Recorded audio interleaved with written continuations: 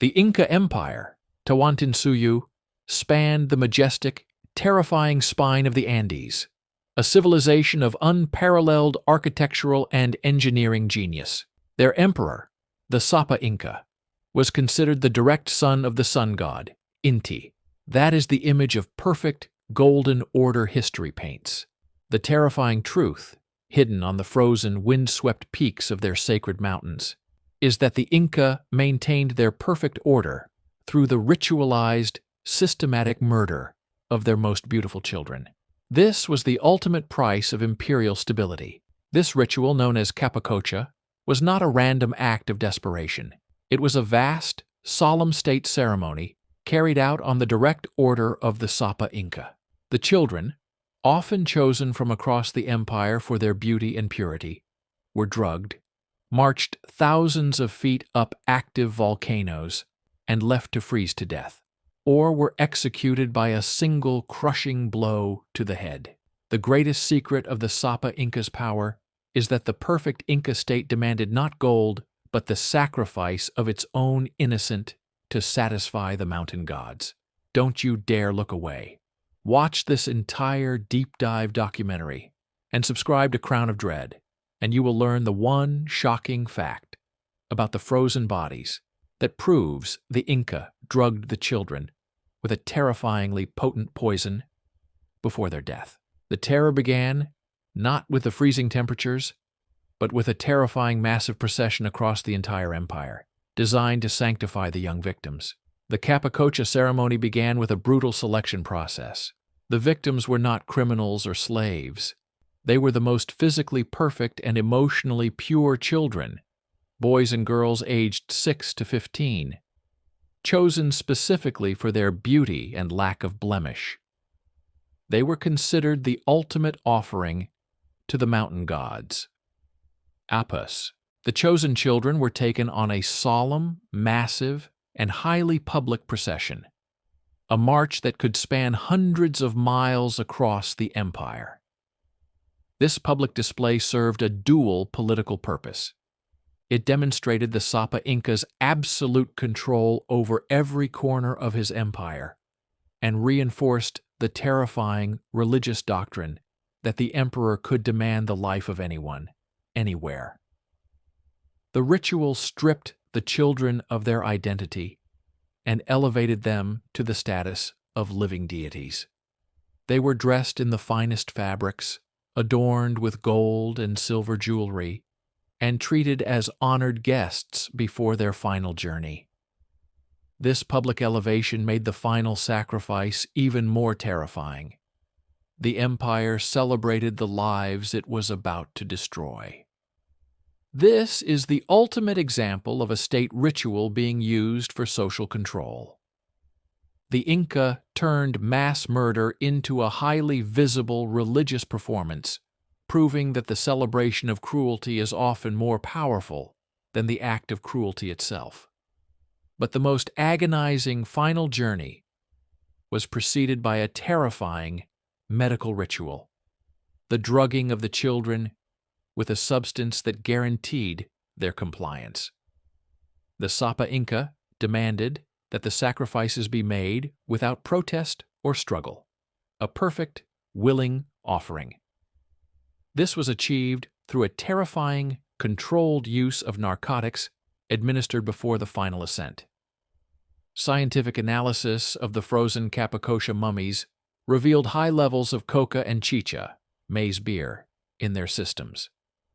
The children were systematically drugged during their final hours. The coca, a powerful stimulant and pain suppressant, was chewed, and the chicha, often laced with powerful sedatives, was consumed in large quantities. This chemical manipulation was designed to induce a state of confusion, euphoria, and extreme docility. The children were not conscious participants. They were chemically incapacitated, their minds unable to process the terror of their impending death. The ritual was not about consent. It was about chemical control over the victim's final moments. This demonstrates the historical application of chemical manipulation for political ends. The Inca showed that controlling the victim's mind is often a more effective form of tyranny than controlling their body, a frightening parallel to modern methods of control. But the final, terrifying moment on the mountain peak involved a choice: a crushing blow to the skull or a silent, freezing death. The ascent to the mountain peak was the final, agonizing stage of the Capacocha ritual. Once the children reached the frigid, high-altitude sanctuary, the Sapa Inca's representatives performed the final execution, using several precise, brutal methods. Most victims were simply left to die of exposure and hypothermia. The combination of the freezing temperatures and the high altitude, coupled with the heavy sedation from the coca and chicha, ensured a relatively peaceful death as they slowly lost consciousness. They literally froze into eternal preservation.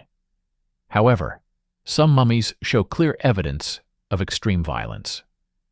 Forensic analysis of some frozen remains reveals severe, blunt force trauma. A single massive blow to the skull, suggesting that some children were executed instantly by a club or stone to ensure a quick offering to the mountain god. This was likely done to prevent prolonged suffering, or if the child showed signs of resistance. This shows the brutal cost-benefit analysis of ritual murder. The Inca sacrificed the most innocent to maintain their belief system, proving that religious dogma, when backed by absolute power, is the most powerful justification for atrocity. But the most disturbing discovery made by archaeologists was the ritual mutilation of a young girl's hair, an act of symbolic destruction tied to the sun god. While the Capacocha rituals were religious, they served a profound, terrifying political purpose. They reinforced the absolute, terrifying power of the Sapa Inca. The emperor's control over life and death was total.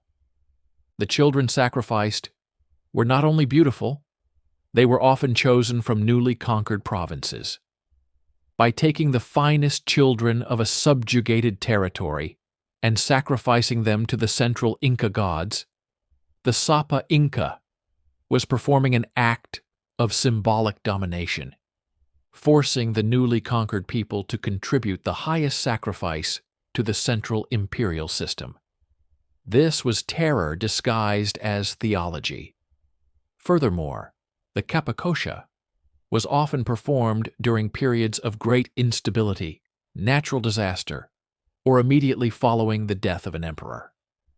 It was a terrifying tool of political control, used to quell unrest, justify massive changes, and ensure the smooth transition of power by satisfying the mountain gods. This demonstrates the historical use of mass spectacle to maintain social order. The Inca showed that by focusing the public's terror on a single, horrifying event, the state can divert attention from its political failures and reinforce its absolute authority. We have traced the terrifying ritual of the frozen children, but the ultimate darkest secret remains hidden: the truth about the mysterious fate of the Sapa Inca's own mother. Did she also die by the command of her own son? The Capacocha ritual was primarily focused on capturing beautiful children from conquered lands. But the most terrifying sacrifice of all was reserved for the Inca's own royal bloodline. When the empire faced a catastrophic crisis, a massive earthquake, a plague, or the death of the Sapa Inca, the ultimate price demanded by the priests was the life of a young virgin Inca princess. This was done to prove the Sapa Inca's absolute commitment to the cosmic order and the sun god, Inti, by offering his most precious possession, his own kin. The ritual surrounding the royal child was even more intense. The princess was subjected to a prolonged, agonizing period of fasting and prayer, followed by the same drugging ritual. Her execution was meant to be the single, most powerful act of appeasement to the volatile mountain gods. This situation illustrates the ultimate historical irony of divine rule. The Sapa Inca, the son of the sun, proves his divine authority by being willing to destroy his own family. It shows that in systems of absolute power, the highest form of political signaling is the willingness to commit the ultimate atrocity. But the true cost of these sacrifices was financial, a massive, secret tribute demanded by the central Inca priests from every province. The Capacocha ritual was not merely a spiritual event. It was a vast, terrifyingly complex economic transaction that placed an immense burden on the entire Inca system. Every region, Suyu, of the Inca Empire was required to contribute massive amounts of tribute for the Capacocha ritual. This tribute included the finest gold and silver jewelry, exquisite ceremonial vessels, pharaohs, and thousands of feet of the most luxurious, finely woven alpaca and vicuña fabrics. This wealth was used to adorn the children and the burial sites. This wealth was permanently removed from the Inca economy and placed into the unrecoverable mountain tombs. This massive financial drain highlights the terrifying devotion of the Inca to their religious dogma. They were willing to sacrifice vast amounts of their national wealth to ensure cosmic stability. This is a chilling historical example of religious dogma crippling an economy. The Inca system demonstrates how an absolute belief system can prioritize ritualistic expenditure over infrastructure, a pattern of resource allocation still seen in fragile states today. But the terrifying reach of the Sapa Inca extended even to the bodies of the dead. A horrifying ritual of mutilation performed on the royal corpses. Even after the death of the Sapa Inca, the body retained immense spiritual and political power. The body of the deceased emperor was mummified and treated as though he were still alive, managing his estates and even participating in public ceremonies. But the greatest secret involves a terrifying ritual performed by the Inca priests. Following the initial preservation, the priests often performed a terrifying ritual of mutilation on the royal corpses. They would sometimes remove internal organs not just for preservation, but to perform ritual bone and flesh extractions, using parts of the royal body in sacred rituals or for medicinal purposes. This was done to symbolically transfer the emperor's power to the new Sapa Inca. This ritual of post-mortem violation served to reinforce the terrifying truth. The Sapa Inca's body, even in death, was the property of the state, a tool of political and religious control. This constant manipulation of the deceased ruler's physical form was used to legitimize the new regime. This practice is the historical extreme of weaponizing legacy. The Inca showed that controlling the remains and the ritualistic use of a former leader's body is a powerful tool to legitimize the current government, a frightening echo of propaganda used in modern regimes. But the true source of chaos was not the mountains, but the harem, a secret civil war fought between the wives of the Sapa Inca. The Sapa Inca maintained a vast harem of wives and concubines. While the royal line passed through the primary wife, the Koya, the other wives were locked in a constant, brutal, and silent war to ensure their sons gained high status and political influence. The competition among the wives was so severe that it frequently involved the use of poison and dark magic. Wives would attempt to poison or ritually curse the sons of rival wives to eliminate threats to their own bloodline. The court physicians and priests were often complicit in these silent assassinations, fearing the wrath of the most powerful women. This internal conspiracy was the hidden weakness of the Inca Empire. The power struggles in the harem often led to political instability and the rise of weak or compromised leaders. The Sapa Inca's absolute power was undermined by the constant threat of poison and assassination within his own private chambers. This is the ultimate historical example of power struggles disguised as domestic rivalry. The Inca harem proved that when women are denied formal political power, they will resort to the most ruthless, covert means, poison and slander, to control the men who hold the throne. But the final darkest secret of the Inca involved the very foundations of their monumental architecture, a terrifying ritual of human sacrifice performed to sanctify their great buildings. The architectural genius of the Inca Empire, the perfection of Machu Picchu, the vast road networks, the monumental temples, is celebrated globally. But the sanctity of these great works was often bought with the price of human life. Historical and archaeological evidence suggests that the Inca often performed foundation sacrifices when inaugurating new, major architectural projects. These rituals involved the sacrifice of human victims, often children or young adults, whose remains were placed directly beneath the corners or foundations of massive temples, fortresses, or public buildings. This terrifying ritual was performed to sanctify the structure, appealing to the Earth Mother, Pachamama, to ensure the building's longevity and stability. The sacrifice was a final, desperate act of engineering by terror, ensuring that the building was protected by the spirit of the victim.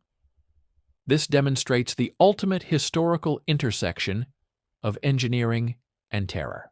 The Inca showed that in a totalitarian religious state, the stability of the physical world is deemed worth the ultimate human cost, proving that ideology can justify any atrocity, even in the name of progress. We have seen the ritual of the frozen children and the architectural horror. But the darkest secret of all remains hidden: the truth about the mysterious fate of the Sapa Inca's own mother. Did she also die by the command of her own son? We return to one of the most guarded secrets of the Inca Empire: the ultimate fate of the mother of the Sapa Inca. While the emperor, Sapa Inca, held absolute power, his mother, Koya, often wielded immense, subtle political influence, controlling key appointments and rivalries within the harem. According to certain accounts passed down through oral traditions and suppressed records, if the Sapa Inca died or was deposed due to military failure or divine displeasure, his own mother was often the first to be ritually silenced. This was done not out of malice, but out of political necessity. She was the living link to the previous failed reign. To maintain the stability of the new Sapa Inca, the previous emperor's mother was frequently subjected to Sayak-like poison or ritual suffocation, ensuring her influence was permanently removed. This guaranteed that the new ruler started his reign with a clean slate, proving his ruthless independence. This terrifying act, the son condemning the mother, was the price of absolute power.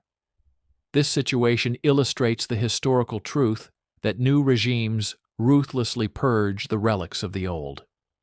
The Inca proved that political succession requires the destruction of the immediate past, a pattern of calculated elimination seen in nearly every modern coup.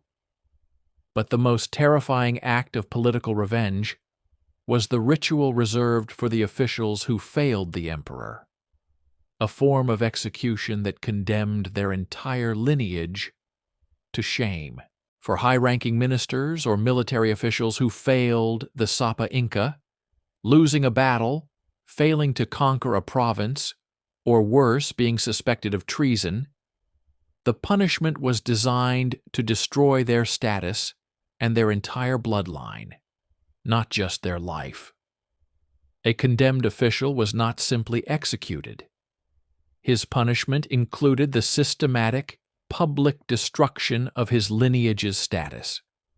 All his family's property was confiscated, his houses were often burned to the ground, and his living relatives were frequently demoted to the lowest caste of society, forever barred from holding office. The most terrifying part was the ritual of shame. The names of the condemned were publicly removed from the official Inca records, and their bodies were denied the sacred mummification ritual reserved for the nobility. This was the ultimate political annihilation, ensuring that the traitor's family would bear the shame and political curse for generations. This demonstrates the historical function of generational shame as a tool of political control. The Inca system showed that the greatest power of the ruler is the ability to not only end life, but to destroy the social standing and historical memory of an entire family. But the true depth of the Incas' psychological terror was revealed in a bizarre ritual performed on the living, a ceremony that turned fear into obedience. The Sapa Inca maintained absolute control not just through the threat of the army, but through systemic psychological rituals designed to break the will of his subjects and enforce absolute obedience. Historical accounts describe a bizarre fear ritual performed on newly conquered leaders or rebellious officials. The officials were often forced to attend a lavish feast, treated as guests of honor, only to be subjected to a terrifying display. The Sapa Inca would, during the height of the celebration, order the ritualistic execution of a low-ranking official or servant for a minor offense, often carried out right next to the feast. The purpose of this terrifying juxtaposition was simple: to remind the conquered leaders that the Sapa Inca's whim was absolute law, and that their status was entirely temporary and dependent on his mood. The sudden shift from opulent hospitality to brutal murder was a terrifying lesson in power. This illustrates the historical tactic of psychological conditioning through sudden violence. The Inca showed that controlling the victim's emotional state, the sudden shift from safety to terror, is the most effective way to enforce absolute, unquestioning loyalty. But the final long-term scar left by the Capacocha ritual was a devastating environmental secret, a terrifying act of pollution tied to the mountains. The Capacocha ritual, though focused on sacred purity, had a devastating long-term and terrifying environmental consequence. The constant flow of massive amounts of precious metals, gold, silver, and ceremonial objects up the sacred volcanoes created an internal, hidden form of pollution. The burial sites of the Capacocha victims were often filled not only with the sacrificed children, but with massive quantities of valuable metal offerings. Over centuries, the decomposition and the extreme high-altitude weathering of these sites led to the contamination of the mountain's water sources, with heavy metals leaching from the sacrificed objects. This was a slow, ironic pollution. The very ritual designed to ensure the purity and benevolence of the mountain gods led to the poisoning of the life-giving waters that flowed down to the Inca cities. The sacrifice made to save the empire ended up contaminating its very source of life. This highlights the ultimate historical irony of ritualistic waste. The Inca showed that even the most deeply spiritual acts can have devastating, long-term ecological consequences when not viewed through a lens of scientific understanding. We have witnessed the cold terror of the mountain sacrifices. Now for the final critical verdict, we must confront the ultimate moral question. We have unsealed the secrets of the Inca Empire, the shocking ritual of Capacocha, the sacrifice of the most beautiful children to the frozen gods, the brutal political annihilation of rivals, and the deep, pervasive fear that defined the rule of the Sapa Inca. The Inca built their magnificent empire on a foundation of absolute control, proving that the highest price of cosmic order was human life. The crown of dread in the Andes was made of gold, but it was paid for with the lives of the innocent. We have revealed the entire horrifying truth. But now, we turn the final question to you, the crown of dread audience. The Inca believed the Capacocha ritual was necessary to prevent devastating natural disasters, earthquakes, droughts that would kill thousands. Do you believe this belief, that sacrificing a few innocent children ensured the survival of the entire population, makes the Incas' systematic child sacrifice a morally necessary, albeit horrifying, act of state preservation?